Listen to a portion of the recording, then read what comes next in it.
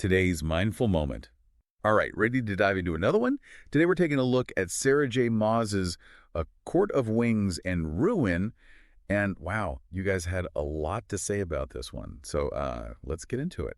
Yeah, this one definitely sparked a ton of discussion, a lot of twists and turns, morally gray characters, and of course, all that magic.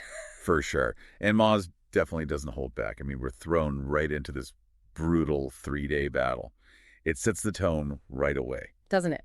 There's no romanticizing war here, that's for sure. It's gritty and the consequences are very real. You really get a sense of that with that image of the fallen Illyrian warrior. Yeah. You know, the one with the half-shredded wing. He takes down a bunch of high fae with him. Oh, yeah, definitely. It shows how intense the fighting is, how high the stakes are. And it makes you wonder, is it even possible to survive against these kinds of enemies? That's a good question. I mean, even the best warriors are vulnerable. Especially when they're facing those kinds of numbers. Right. And then there's Fair, not only fighting, but also leading. But she's keeping secrets, especially from Lucian, about Iantha. Why do you think that is? Protecting Rhysand, protecting his court. Well, there are a lot of factors at play here. You have to remember, wartime alliances are super fragile, especially when you're dealing with courts that have a history of conflict. That's true. And if Fair were to reveal Iantha's true nature, who knows what would happen? It could completely shatter the unity they've managed to build. Yeah, it seems like she's always trying to balance the greater good with her own feelings. Definitely. It's a burden she carries throughout the book. It gets even more complicated after the attack on Valaris, right? The stakes are higher, the danger more immediate. Absolutely. Every decision has serious consequences. Then there's this whole mystery surrounding the wall, separating the human and fairy realms, and of course the cauldron that created it. Hybern's convinced that destroying the wall will restore this gilded vision of the past, but tampering with the cauldron, that's got to be dangerous, right? Oh yeah, for sure. Think of it like this. The cauldron is basically raw magic. Trying to control it is like, well, it's like trying to control a force of nature. You just can't. Right. And we know from Fair's past experience with the cauldron, things can go wrong, badly wrong. Yeah, it seems like Hybern's playing with fire, trying to rewrite history with this untamed power. Exactly. And don't forget, the cauldron is linked to the creation of Prythian itself. Oh, that's right. It makes you wonder about the origins of magic, and what could happen if you try to control it. And as if all that wasn't enough, we have Nesta and her encounter with death. I mean, that ability to pillage it, that was mind-blowing. It's definitely a turning point for her. This experience, as awful as it is, awakens this hidden power. Scary, but also potentially transformative. For sure. And the way Maas connects Nesta's torture with what Claire Better went through, it adds another layer of just how brutal Hybern is. It really shows how far he's willing to go to get what he wants. Speaking of power, that High Lords meeting was tense. Fair calling out Ianthe and Tamlin's betrayal.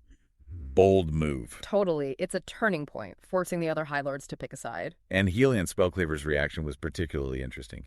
Do you think the Solar Courts could be key allies in this? It's possible. Helion definitely seems intrigued by Fair and her power. And remember, the Solar Courts have a history of being, well, a bit more progressive. Right. More open to change. Exactly. Then you have Baron, who's just not exactly a fan of Chain. And Nefta accusing him of being willing to sacrifice humans. Yeah, doesn't really paint him in the best light. Definitely not. Then we're introduced to the Bone Carver and that creepy sentient weapon, Bryaxis. I mean, sentient weapons, they're never a good sign, are they?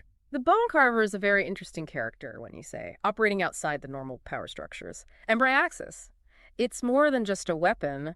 That request for a window to the world, it's unsettling. It is. Makes you wonder if there's a price to pay for wielding a weapon like that. There's always a risk with powerful artifacts, especially one with an origin like that. And then the bombshell about Jurian.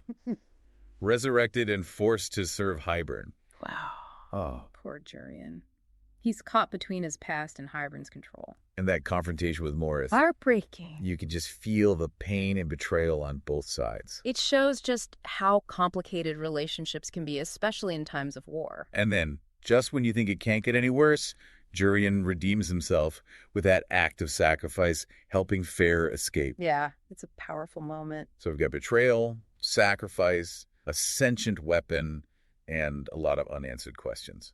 And it seems like no one is safe. Definitely not. And that's just the beginning. Just wait till we get to the final battle. Oh, boy. Some serious twists and turns coming up. Alliances are tested, heroes rise. And some unexpected powers are revealed. It's going to be intense. It is. Buckle up. Mm.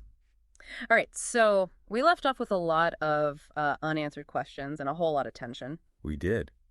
And as we get further into A Court of Wings and Ruin, things definitely don't get any easier. Fair's trapped in the spring court.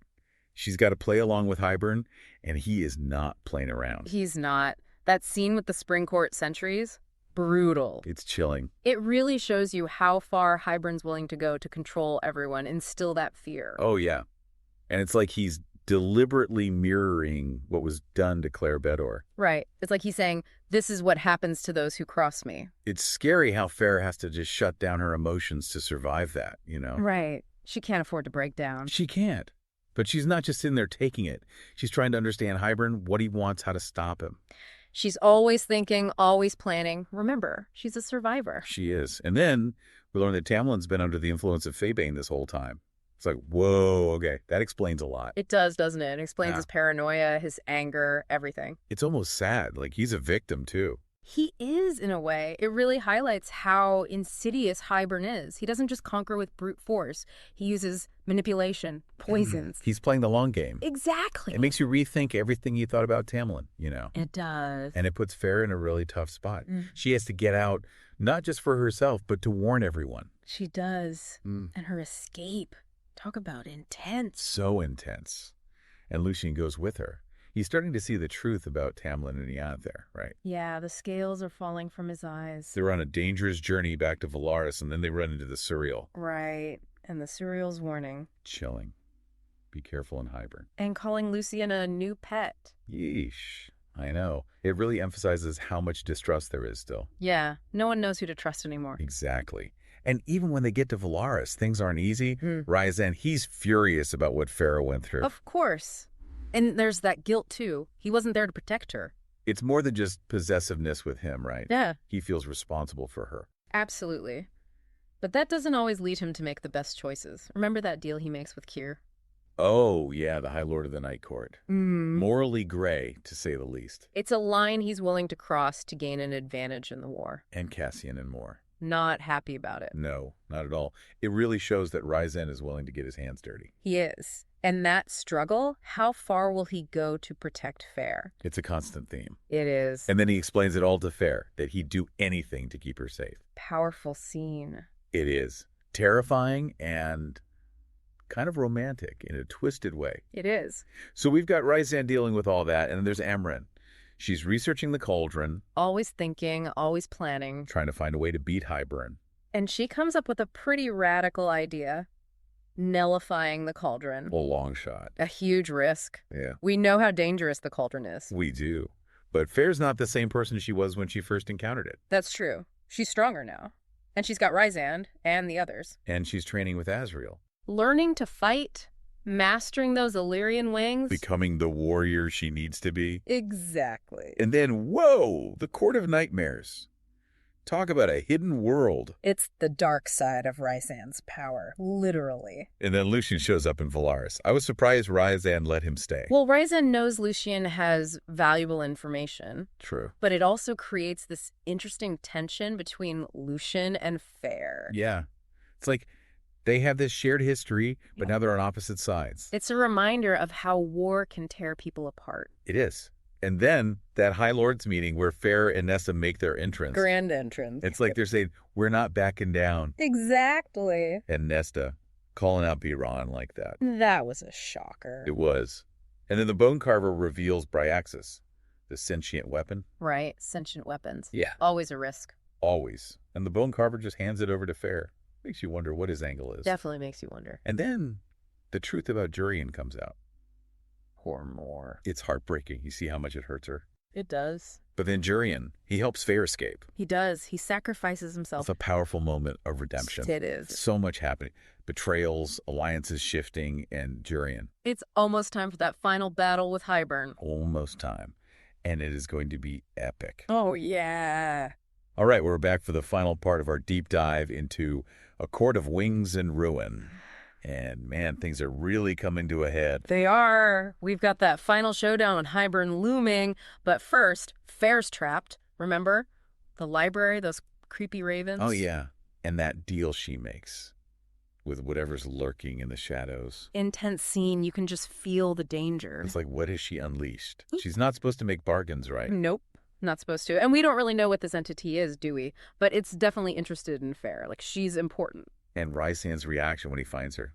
Talk about scary. You see a different side of them. A much darker side. All that control, gone. He's just pure rage, protecting his mate. Makes you wonder if he's not so different for those he's fighting against sometimes. It's a good point. It blurs the lines, doesn't it, between hero and villain? It does. Yeah. And then the High Lords meeting. Everyone's suspicious, especially Rysand and Tamlin. You can practically feel the tension. Two very different visions for the future clashing. And Fair. She's not just standing by anymore. She's taking charge. That decision to confront Hybern as Eanthe, risky, but also brilliant. And when she frees Amren, talk about girl power. It's a turning point for both of them. Trust is built, power is shared. It's like they realize they need each other to win this. Exactly. And then bam, the final battle. It's huge. Alliances shifting, surprises everywhere. And losses. Don't forget the losses. Maas doesn't shy away from the cost of war. Definitely not.